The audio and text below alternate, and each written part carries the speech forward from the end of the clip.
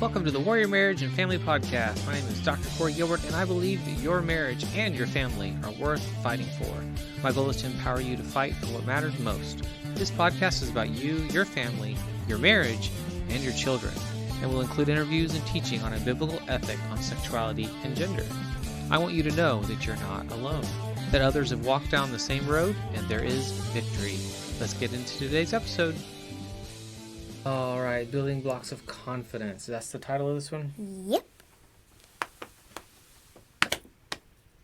Ready? Yep. Building blocks of confidence? Yep. Awesome. Hey, this is Dr. Corey Gilbert with the Healthy Marriage Inner Circle and the Warrior Marriage Podcast. Again, here with my daughter, Mylie. Hi. And today we're going to look at building blocks of confidence. I think this is from her magazine called Shine Brightly. And so, building blocks of confidence. Tell us more about this concept. Well, it's just and just a quick summarization of it is, like, God made you and you're special, you're one of a kind, really. I like that. And sometimes it's hard to know that, but when you know that, it can help you be confident. But as you are going into being a young lady, it's hard to be confident. Yeah, it's true. Do you know how special you are? I think so. You think so? It's a good answer. It's a good answer. It's hard to know. Excuse me. So you are made in the image of God, and that means you are a valued and important creation. We know that in our head. It's hard to know it in our hearts. Do you know what that means? The difference? I think so. So I can know it intellectually, but can I really believe it? Is it inside who I am? I just am thinking, like, especially like if you have a twin you have to know looks just like you, it might be hard to think you're special because there's someone that's just like you. It is true, yes. But your personalities are different and your looks are the same. Looks are the same, but personality is. And so what you stand for, what you believe in, the skills and talents you have, all that kind of stuff makes you into an even more unique person, which is you're an important part of creation. Yeah, because like in Dude Perfect, there's two, and they did one where there's an episode in the Dude Perfect show on Hulu where they made them look totally different. Like they're always summarized as the twins. If you're gonna be like in their kind of leader, like Tyler, and he said if you guys were gonna like be kind of different, what would you be? One of them said he was gonna be like a mountain man. Another guy was, the other one was like, he had like a headbun.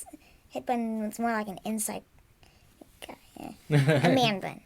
Oh gosh, man bun. That's scary. So what gives you confidence? God. Okay, that's a good answer. But what gives us confidence? Like, is it easy to be confident when you've got all these accomplishments? Probably. Yeah, it is. But is that really what gives us confidence? Probably not.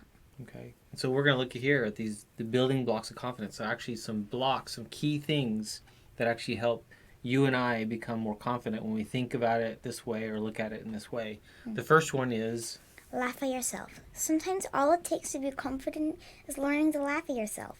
When you make a mistake, you will mess up from time to time. And if you can learn to laugh it off, your confidence will skyrocket. That's huge. A lot of people can't laugh at themselves. They take themselves way too seriously. And so that's a big one. Can you laugh at your own mistakes? Because we all make mistakes. Dust yourself off. Get back up and do it again. Dust yourself off. Yeah, because we tend to fall down a lot. I guess metaphorically. And real. And real life. And physically. I'm literally thinking of the time I was on the Ninja Line and we had just gotten it. We had gotten it recently and everyone is down but somewhere else, but nearby. And I was doing it and I fell and you always drop off. It's not a long drop. But it kind of scared you. Yeah, I fell on my back and it really hurt. Yeah. And I wouldn't get back on it for about a year. And then you did. Yeah. Yeah. I would go over them, like swing on like the ladder. Can you laugh at yourself? Can you laugh at yourself the fact that you fell? And see, that's what this is saying, is how do you build confidence?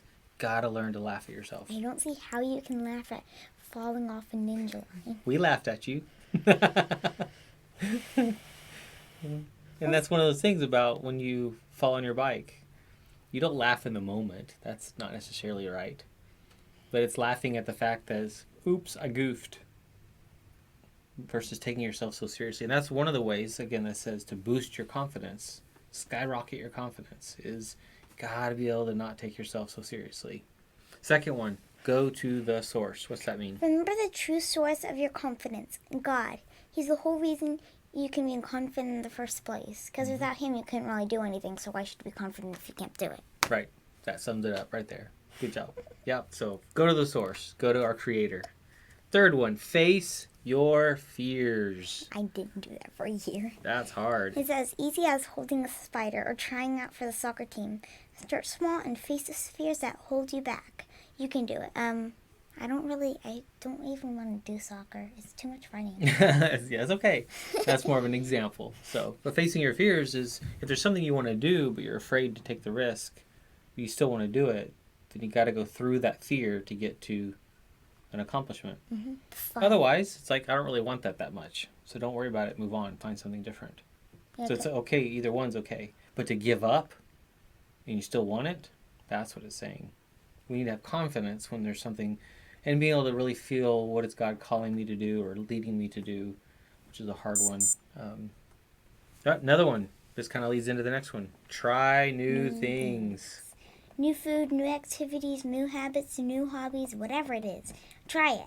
Every new thing is a chance to build your confidence. So that's the age you're in right now, is trying lots of new things. So there's a lot of things you're trying. Like sometimes I like to try new hairstyles. That's true. And you can have a bad one and it grows back. Especially if we don't want to shave your head, but it'll all grow back. I don't think I want you to ever shave me. I'm not going to ever. Ever. Yep. And like great clips. But new food, new activities, new habits, these are the things you're trying and you're kind of figuring yourself out. Number 5 here, pretend confidence. This is a weird one. Don't feel confidence, fake it. Real confidence comes easier if you pretend you already have it. This is kind of debatable. There's a lot of people that disagree with this. That would say, no, don't fake it till you make it. So get it to truly be confident. But there's kind of a twist to it.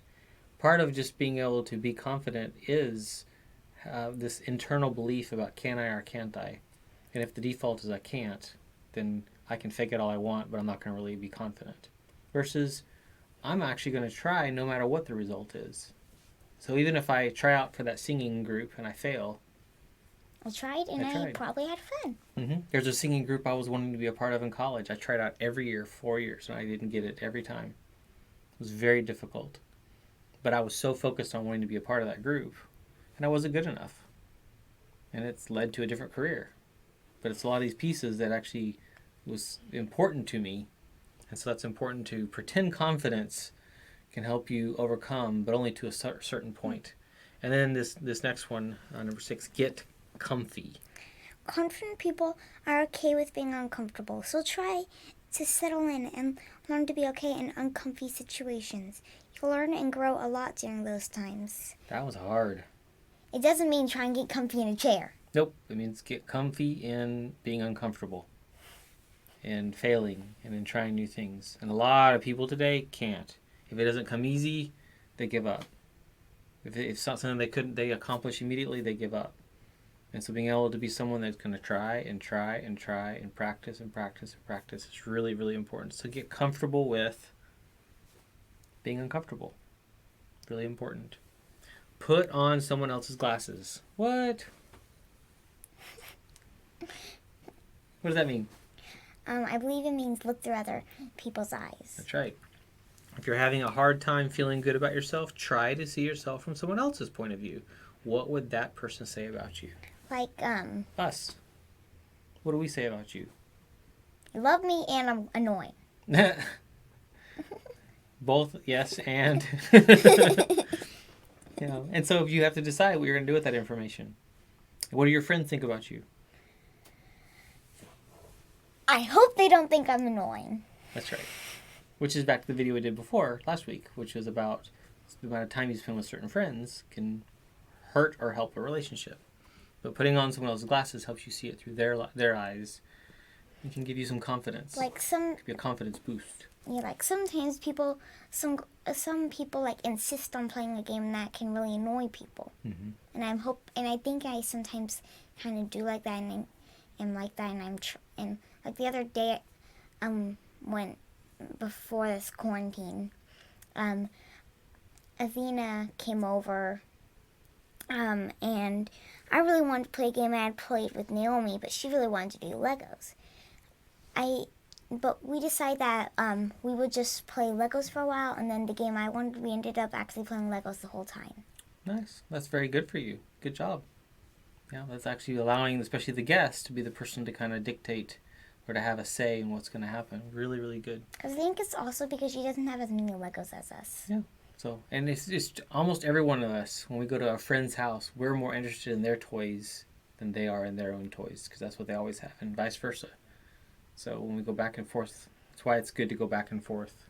Yeah. This next one's important too. Think positively. Like, oh no, I'm gonna. You can't be a confident person if you're always doubting yourself. Instead of focusing on the things you did wrong, move on. Focus on the good things. Mm-hmm. You have to train our mind to think positively, because a lot of us don't. We think negatively too much. It's a habit that's really important. Like, I probably keep on thinking, if I try it again, I'm just going to fall down again and hurt myself. And you probably will with that attitude. Which is true about most things. And that's also, why I don't have a very strong grip. This last one's really important. Be curious. Curious people are confident people. The more you learn, the more you'll know. And the more you know, the more confident you'll be. Because, like, I know I'll never have the fun of playing on the ninja line again if I don't do it. Right. But I'm too scared to. I don't have confidence. You have to decide if you're going to overcome the confidence, or the fear with confidence. Overcoming confidence is kind of weird. But being curious is really important. Really, it's a stance of our body, our internally, our head, our heart to again, be confident and want to fight through that fear, because I'm curious as to what it's going to be like on the other side. But then it says, the more you learn, the more you'll know. It's true, but also the more you learn, the more you realize you don't know. Like, one of the journeys that you're on, and every one of us is on, is that we're going to learn new things about the Bible, and then we learn from what we just learned how much more we don't know, and it brings up more questions. And it doesn't matter what field of study we look at, the more you learn, the more you realize you don't know. Part of that is, it's humbling. It's meant to be humbling, because you're not supposed to know it all. But be curious is kind of the last step here. So the building blocks of confidence. Which one of these stands out to you? What do you mean, like, stand out? Which one I need to do most, or which one I do most? Stands out that you need to do most. Think positively, maybe, probably. Ooh, okay. Yeah, can kind of get negative sometimes. Yeah, and this is why this is important, because even us doing these helps you think through some of this stuff. And this is an example for moms and dads that are watching as to what they can do with their kids. Is using this to just have a brief conversation, just 10 minutes or so, to talk through these, and they plant seeds. Because the goal is, this is now planting seeds in you and in me, because I'm learning too always, of some things you can do. Can you laugh at yourself? Can you go to the source, to God? Are you facing your fears, trying new things, pretending confidence, fake it till you make it, getting comfortable with being uncomfortable, seeing life through someone else's lenses, glasses, thinking positively, and being curious. So the goal is that you grow and I grow as well, as together.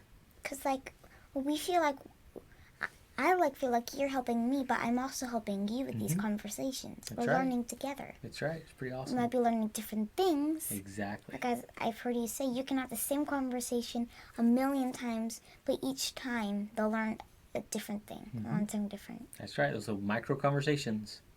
Yep. Which is important about sexuality, about theology, about culture, about marriage, all these things that we can talk about. Yeah. Yep. So looking forward to our next conversation. This is all about building confidence, and see you next time. Bye. That was fun. Thank you for tuning in to the Warrior Marriage and Family Podcast. It has been an honor to serve. Find out more about resources for you and your family's growth and success at healinglive.com. Thank you to our sponsor, the Healthy Marriage Inner Circle. You can join the conversation in my free Facebook group anytime at facebook.com/groups/thehealthymarriage. To access my new best-selling book for parents, go to ican'tsaythat.com to purchase and receive the audiobook for free. Remember that your marriage and family are worth fighting for. This is Dr. Corey Gilbert. See you next time.